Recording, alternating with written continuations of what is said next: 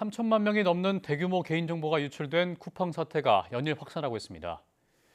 개인정보 유출의 원인과 대책은 무엇인지 이성규 기자와 함께 알아보겠습니다. 어서 오십시오. 안녕하세요. 쿠팡 사태가 터진 지 지금 일주일이 지났는데 아직 진정될 기미가 보이지 않고 있습니다. 우선 쿠팡 개인정보 유출이 어떻게 이루어진 건지부터 설명을 한번 해주시죠. 네, 쿠팡에서 3,300만 명이 넘는 개인정보가 유출이 됐잖아요. 예. 이 쿠팡 고객 계정정보 유출은 지난 6월 말부터 5달 가까이 진행이 된 건데요. 이 정보를 빼돌린 사람은 중국 국적의 쿠팡 직원인데 이 개발자로 알려졌습니다. 이 정부는 조사 결과 일반 고객이 쿠팡에 접속할 때 인증에 사용되는 암호키가 사용됐다고 밝혔습니다. 이 인증 토큰과 이 서명키라는 게 있는데요. 이 인증 토큰은 로그인할 때 발생하는 출입증으로 통상 토큰을 갖고 있으면 시스템에 로그인 없이 접근할 수 있습니다. 이 인증 토큰을 생성하는 데 필요한 게 서명키입니다. 이 다른 말로 암호키라고도 하죠. 예. 보안 전문가들은 이 인증 토큰과 서명키를 악용하면 외부에서 접근해 자신의 인증 권한을 행사할 수 있다고 지적했습니다. 또 통상 퇴사하면 모든 계정과 이 접근 권한을 뺏어야 하는데 만약 쿠팡이 이를 살려뒀다면 문제라고 지적했습니다.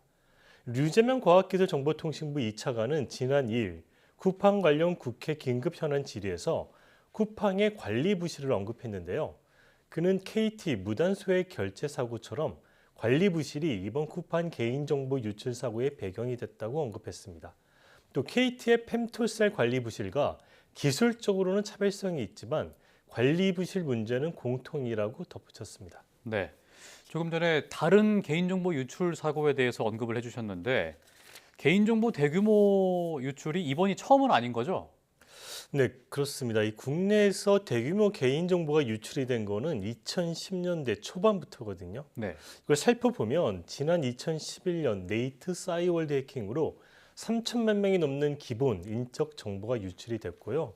2014년엔 신용카드 3사에서 1억 건이 넘는 금융, 신용 정보가 유출됐습니다. 2016년에는 인터파크에서 1천만 명 규모의 계정 정보가 또 유출이 됐습니다. 이런 개인정보 유출은 공식 통계에서도 확인할 수 있는데요. 이 개인정보보호위원회의 연간 개인정보 유출 신고 건수가 2022년 64만여 건에서 2023년 1,000만 건 이상으로 급증했습니다. 네, 그렇군요. 쿠팡 사태뿐만 아니라 KT 해킹 사태도 그렇고 개인정보 유출 사태가 계속 터지고 있는데 정부 대책이 있는 겁니까? 네, 이 KT 무단 소액 결제나 이번에 쿠팡 이 해킹 사건을 보면은 그 배경으로 이 기업의 관리 부실이 대두되고 있잖아요. 네. 이런 점에서 이제 정부 대책의 중요한 포인트 하나는 이 징벌적 손해배상 제도거든요. 예. 이 배경은 부총리 겸 과학기술정보통신부 장관은 지난 2일 국회 쿠팡 사태 관련 긴급 현안 질의에서 이 징벌적 손해배상을 언급했는데요.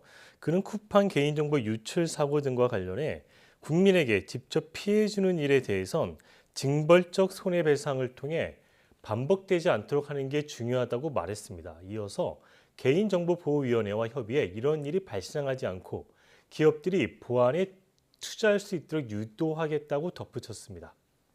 배 부총리는 YTN에 출연해서 이딴 개인정보 유출 사태를 막기 위한 강화된 관계부터 종합 대책을 곧 발표하겠다고도 말했는데요. 직접 들어보겠습니다. 사실 이미 지난 10월에 범부처 차원에서 정보보호 종합 대책을 발표한 바 있습니다.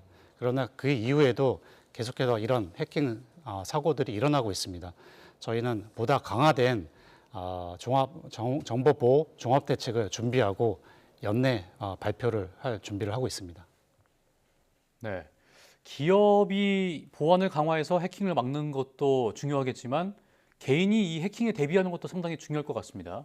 네, 그런 측면도 있죠. 이 개인 유출 정보가 악용될 위험은 이제 계정 탈취하고 이 피싱 사기거든요. 네. 이 개인 정보가 유출이 됐다고 해서 자동적으로 이제 금융권에서 은행 자기 금융 계좌가 털리는 것은 아니거든요. 예. 근데 우리나라 금융 시스템은 이상 거래 탐지 시스템과 추가 인증 절차를 통해서 이 비정상 거래를 차단했기 때문에 이게 가능한 건데요. 예. 금융권에서 이런 차단 시스템이 있기는 하지만 본인이 자발적으로 참여하는 피싱이나 스미싱에 대해서는 개인적으로 주의해야 될 필요가 있다. 이런 지적이 나오고 있습니다. 보안 전문가들은 주기적으로 비밀번호를 바꿀 것을 권고하고 있고요. 이와 더불어서 OTP 등 2단계 인증을 활성화하고 명의도용 방지 서비스 등을 통해서 본인 명의 가입 현황을 알아보며 신규 개설을 차단하는 것을 권고하고 있습니다. 예, 알겠습니다. 개인정보 유출 사태에 대해서 원인과 대책을 이성규 기자와 함께 짚어봤습니다. 오늘 말씀 고맙습니다.